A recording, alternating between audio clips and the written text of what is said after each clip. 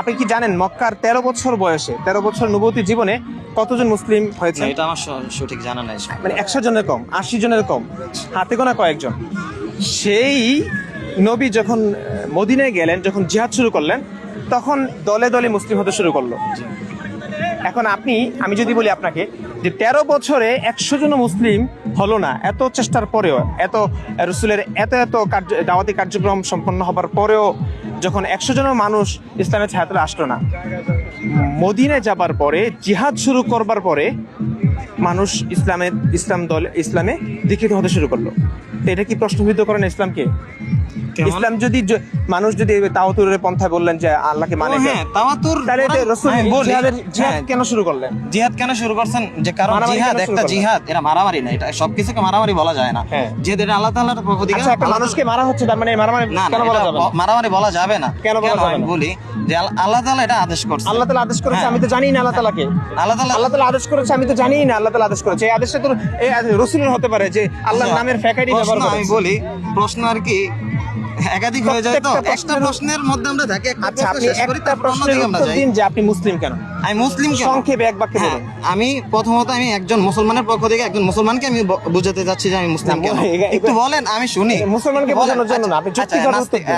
হ্যাঁ, আমি কি প্রত্যেকটা প্রশ্ন আপনার নাস্তিকদের প্রশ্ন করছি? হ্যাঁ, আমাদের আমি মুসলিম কেন? কারণ নাস্তিকরা এটা বিশ্বাস করে আল্লাহ তাআলা একজন। এটা বিশ্বাস করে না। হ্যাঁ, অবশ্যই বিশ্বাস করে আল্লাহ তাআলা একজন।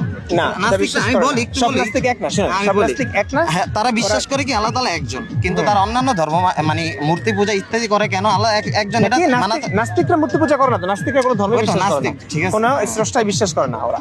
ঠিক আছে, আপনি এখন বলুন আপনি মুসলিম কেন? আমি আল্লাহ তাআলাকে বিশ্বাস করি। আল্লাহ তাআলাকে দেখেছেন আপনি? জি না। হ্যাঁ, জি না। আল্লাহ তাআলা কখন আপনার সঙ্গে কথা বলেছেন? জি না। তাহলে কিভাবে বুঝলেন যে আল্লাহ তাআলা বলেছেন? এটা আমাদের নবী করিম সাল্লাল্লাহু আলাইহি ওয়াসাল্লাম বলেছেন। নবী করিম সাল্লাল্লাহু আলাইহি ওয়াসাল্লাম কি একজন মানুষ না?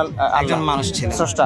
জি না, মানুষ। জি। তো তার থেকে শুনেছেন আল্লাহর কথা, তাই না? জি।